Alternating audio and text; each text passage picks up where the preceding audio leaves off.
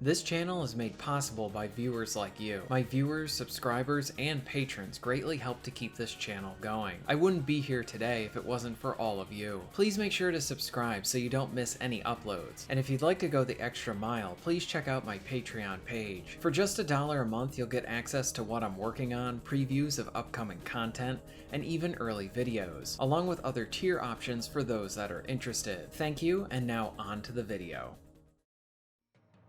Xbox is currently having a sale, and since many of you enjoyed when I did a recommendation video for a PlayStation sale, I thought I should show Xbox some love. So here are some games to check out during the sale. While an older title, Jade Empire remains one of the finest games in Xbox's back catalog. This is easily the most underrated BioWare game and one that deserves a proper remaster on all major platforms. This was made when BioWare was at the top of their game. Jade Empire came out after KOTOR, and it was a completely original game, where it had a fun action martial arts combat system with an engaging story and dialogue and choices that you would expect from a BioWare title. Quests often had a few routes to go down, and this was even seen in some of the side quests as well. This isn't the longest of the BioWare games. It will probably take you around 20 hours to beat, but there's a lot of replay built into it. This is easily one of my favorite original Xbox games and a gem of an RPG.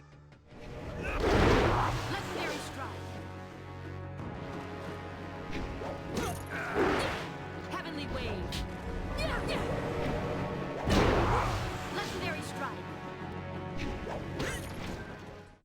The 8-Bit Armies games are pretty fun little titles. I came across them a while ago, and while I have only played one of them, the Armies version, I haven't touched the Hordes or Invaders, I did have a fun time with it. Essentially, if you're a fan of Command & Conquer, and you're looking to scratch that itch for very cheap, this is a pretty good route to go in. I always wondered where the CNC guys went, and after they made these games, they actually went on to remaster 2 of their earlier titles. You build stuff, collect resources, and destroy your enemies' bases and armies. And even the great Frank Kelpecki came back to do the soundtrack. Honestly, just talking about this makes me want to go back and play this again. It's cheap and fun, check it out.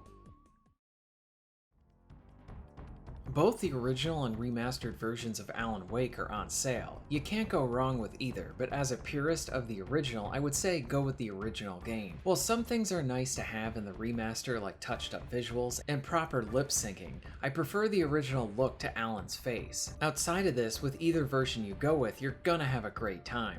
The story is a page turner and it does not let up. It is completely absorbing, and it's within a realized world with a narrative that is among Remedy's best. Plus, Alan Wake is one of their best protagonists. He starts off very unlikable and grows throughout the adventure to save his wife. The light and dark mechanics with the shooting provides a nice twist on the action, and it's all done with that flash and spectacle of a Remedy game. I love Alan Wake, you can't go wrong here. Now, American Nightmare is also on sale, and this was the half-sequel spin-off of sorts, where it was like being stuck in the middle of a Twilight Zone episode. The combat is improved from the main game with plenty of new enemies and lots of fun guns to use. I love this one as well. If you see Alan Wake on anything, just buy it.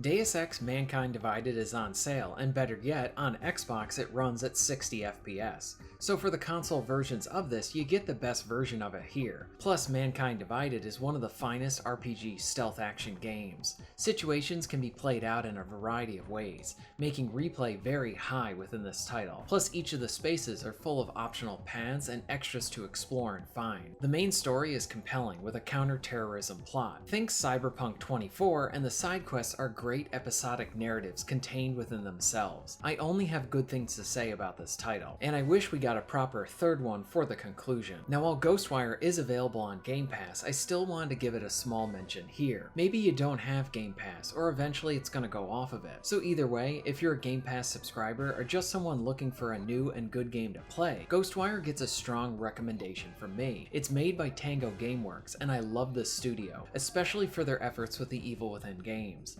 Ghostwire has a unique and honestly weird set of visuals and situations. All of it's very entertaining, along with a slower yet engaging combat. Traversal is pretty fun too, since you both get to explore the streets and the rooftops. It isn't perfect and could benefit from some more improvements, but it still provides a solid, entertaining time. The Sniper Ghost Warrior Contracts games have a mouthful when it comes to their names, but they provide a lot of fun and replay value. Each level is essentially a mini open world with multiple paths to explore, side missions to complete, and plenty of people to shoot. While Sniper is in the title, you have a vast array of tools and tactics that you can deploy, meaning that the options are rather huge. The violence is over the top and fits right in with what you would want from a video game. Yes, both games have some jank to them, and the AI is not the best, but who cares about all of that? When you're in it, you're having a great time.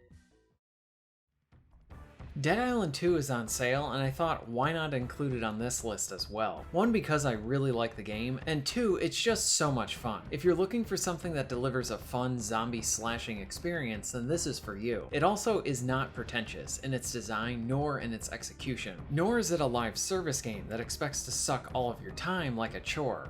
You'll want to play Dead Island 2 and come back to it because of the satisfying gameplay. Sure, it does have a lot of things and elements you have seen before, but that doesn't mean it's bad. It does what it sets out to do very well, and honestly, after the very long and troubled development, it's a small miracle that this turned out as good as it did. Dead Island 2 is probably one of my favorite games of 2023. Ruined King is an overlooked turn-based RPG. This is one of those games that is set within the League of Legends universe.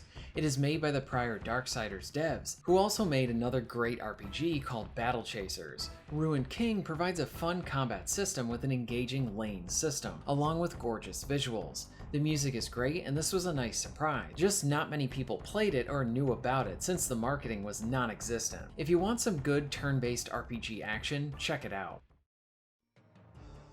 In one of my prior sales videos, I spoke about the excellence of the Mafia games, and with all three being great examples of video game writing done right. And with the trilogy on sale for Xbox, I had to mention it again. If you want a rich story in your games, you can't go wrong with any of these. And while the third does get the most crap, I still loved it. It works more like a spin-off rather than a full sequel through how it is designed, because instead of rising up in the mob, you're trying to take it down. It still maintains that great story and cast of characters you would want, along with good gameplay too. The Guardians of the Galaxy game is another game that deserved to do a lot better. It was critically well received, and anyone who played it generally liked it, but the game just didn't meet sales expectation, which is a shame considering how amazing it is, where modern AAA writing can be preachy and full of a lot of junk. This does the characters justice and is both humorous and rather touching at times. Now with all the news with Activision and Microsoft, the older Call of Duty games had their servers essentially turned back on, and wouldn't you know that most of them are currently on sale.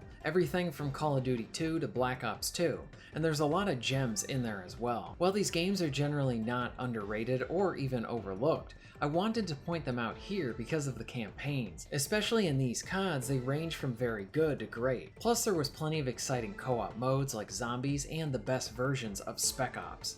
Now with the multiplayer back up, you can essentially play these games just like how they were. So give this a look. Plus World at War is one of the best and has a co-op campaign. You can't skip that one. So there's some games here that you might want to check out now or maybe add to your wish list for later. Have you played any of the games I mentioned? Did you pick anything good up from the sale? Let me know all of this in the comments down below. If you're interested in being notified of new videos, please hit the subscribe button and bell. And if you would like to support the channel and get early access to content, please check out my Patreon. All of the links will be at the end of this video and within the description. And thank you very much for watching.